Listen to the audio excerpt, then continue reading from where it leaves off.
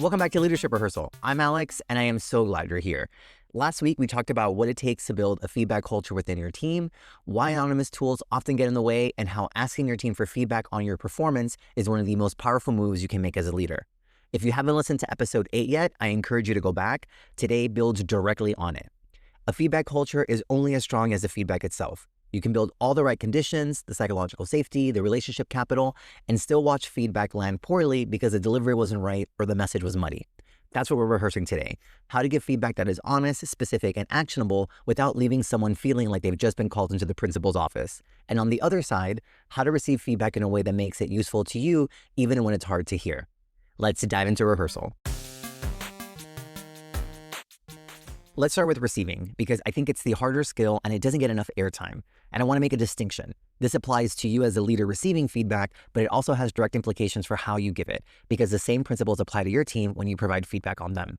A reminder from last week, feedback is a piece of data delivered with the intent to bring greater self-awareness. It comes from someone's perspective based on what they observed and what they know about the situation, and filtered through their lived experiences. That framing matters, especially when you're on the receiving end. When feedback lands on you, especially unexpected or feedback that stings, the first instinct is to evaluate it. Is this right? Is this fair? Do they even have the full picture? That instinct, while understandable, gets in the way of actually hearing what's being offered. First, you are not required to act on every piece of feedback you receive.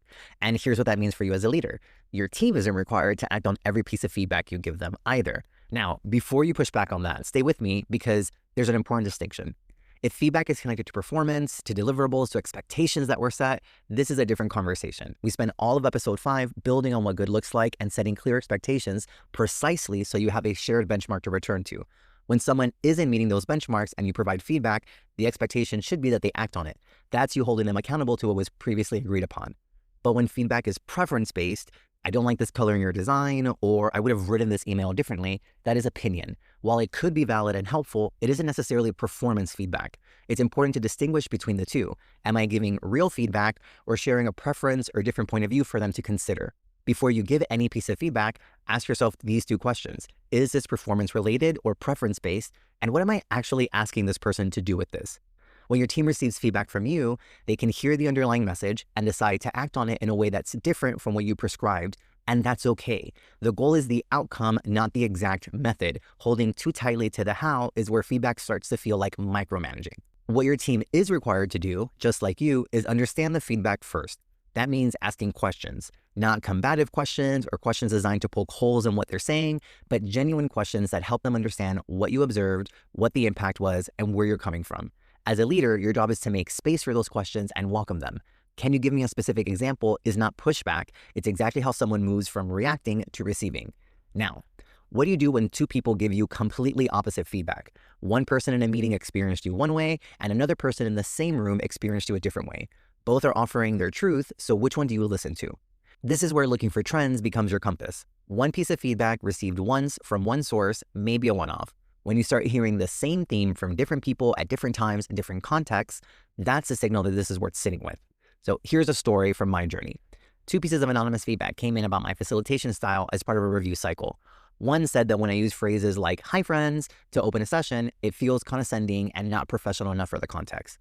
The other said my facilitation style was welcoming. They felt that they were in conversation rather than being lectured. Same me, same session, completely opposite reads. So what did I do?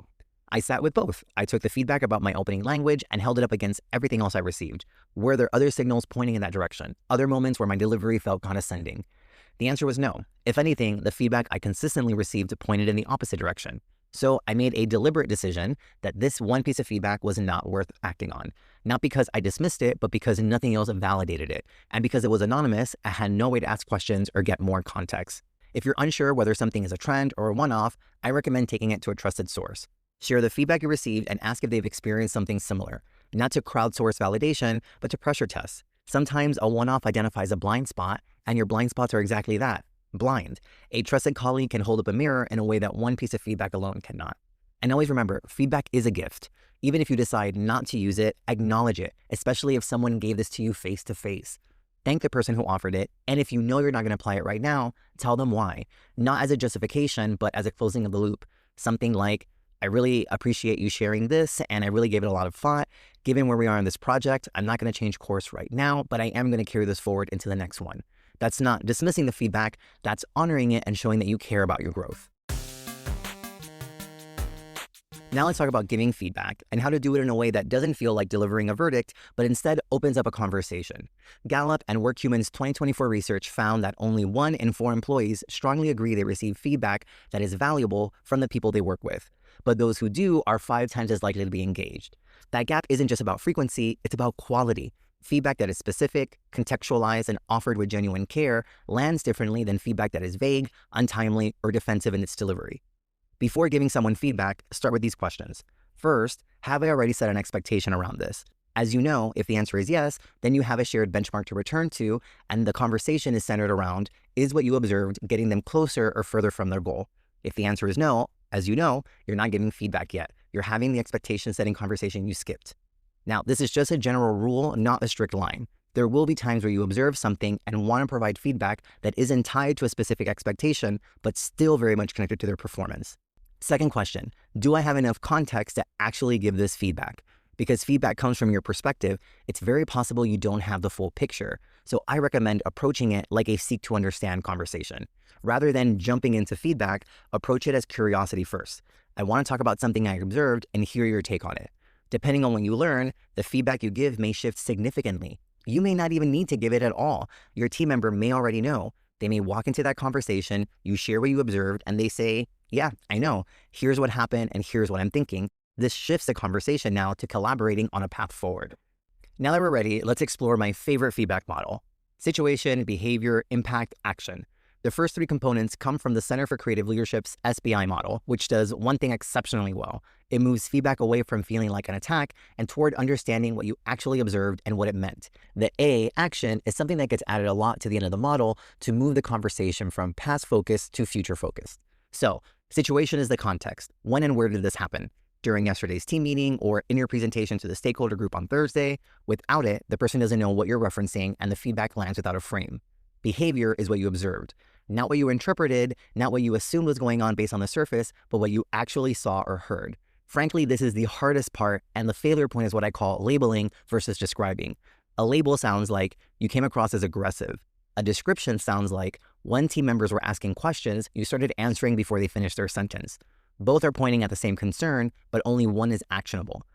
Another way to think about it is blurry versus clear. You did great is blurry. Your presentation was easy to follow and you didn't overcrowd the slides with text is clear. Aggressive can mean 100 different things. Interrupted before they finished only has one meaning. When you deblur, you give the person something they can actually work with. And this is true for recognition just as much as it is for critical feedback. Impact is what happened as a result, not what you felt, but the outcome, how the behavior affected the work. The team members had to ask the same questions again. Impact connects the behavior to an outcome rather than leaving it as a critique or a preference. Action is what moves the conversation forward. You're not prescribing exactly what the person must do, but opening the door. What might you do differently next time? Or how can I support you so you can better prepare? This is where the real conversation happens. Again, the person may share something that shifts your entire read on the situation. That's not a bad thing. That's the whole point. Remember, feedback is a two-way conversation, not a verdict that is being delivered. Now, to go one step further, before you walk into any of this, ask yourself one more question, and it connects directly back to episode 2. Have you built enough relationship capital with this person to deliver this feedback? When you have strong capital, critical feedback lands differently. They may not love hearing it, but they trust the source. When that capital is low, the same feedback hits harder. Remember, feedback is a withdrawal that will hopefully lead to a deposit. If you haven't made enough deposits, how you deliver the message is even more important to ensure it's received. Lead with more care, more context, more curiosity. What we've covered today is a foundation. Giving effective feedback is a craft, and there is so much more to explore, like how biases shape the feedback we give and how we receive it, how to maintain someone's self-esteem in a difficult conversation, or how to adapt your delivery based on the person in front of you. I encourage you to keep going and dive deeper into this topic. The SBIA model and the principles we've covered are just a starting point, not your ceiling.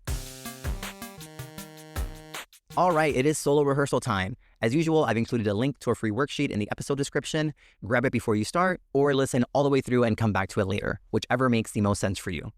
Today's exercise is called the feedback draft, and as you guess, we're going to take one piece of feedback that you've been sitting on or wanting to give and build it out using the SBIA model.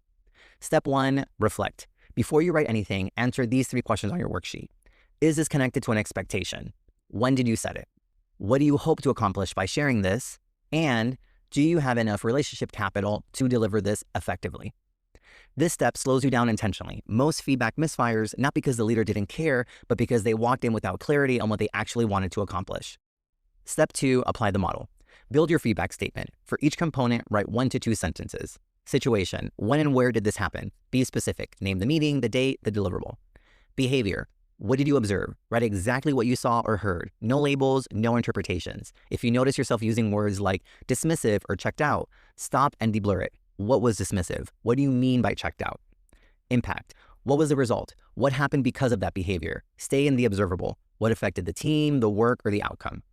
Action: what question will you ask to open the path forward? This is not a directive, but a question that invites them into the solution. Step 3, review for clarity. Read back through your feedback statement and ask yourself, if someone delivered this to me right now, would I know what to do with this feedback? If the answer is yes, then your message is clear. If the answer is no, then you have a little bit more work to do to drill down a little bit deeper. And check one more time for labels. Is there anything that you can remove to make it clearer? Step 4, prepare to share. You've written your feedback statement, and before you walk into the real conversation, rehearse it. Find a trusted colleague, a peer, or your own leader, and ask them to role play with you. Walk through your opening, your SBI statement, and how you plan to invite them into the action step. Then ask for their input. Did the behavior feel specific and observable, or does it still sound like a label? Did the impact connect to the work, or did it feel personal? Did the action open a door or close one? This is not about getting the words perfect, it's about catching the things you can't see when you're the one writing it. A trusted set of ears can tell you whether your feedback is ready to give or whether it needs another pass before it lands in a real conversation. If you have access to your own leader or an HR partner, this is a great moment to loop them in, especially if the feedback is critical or the relationship is one where the capital is still being built. All right, we have made it to the end and to the team rehearsal. As you've probably guessed, today's team rehearsal is to have the feedback conversation that you drafted. Use what you created as a guide, not as a script to read word for word, but a structure to hold on to as you navigate the conversation. And remember, you want to hold space for them to ask questions. After the conversation, notice how it landed. Did they seem to understand? Did they have a lot of questions? Was there something you learned about the situation that shifted your read on it? Again, the goal isn't a perfect delivery. The goal is a real conversation where both of you walk out with more clarity than what you walked in with. All right, my friends, that is all I have for you today. Coming up next is the final episode of season 1. Oh my gosh, I cannot believe that we're here and we're closing the season with career development and growth conversations. We spend this entire time building the foundation, and all of that work creates the conditions for a very important conversation. What does growth actually look like for the people on your team? Whether that's a formal career move or continuing to deepen their skills right where they're at, that conversation is where everything we've rehearsed this season comes together. That's episode 10, and I don't want you to miss it. If you've enjoyed today's rehearsal, subscribe so you don't miss future rehearsals, and follow us on Instagram at Leadership Rehearsal and share your questions or experiences in the comments. As always, I'm Alex, and I'll see you at the next rehearsal. Bye.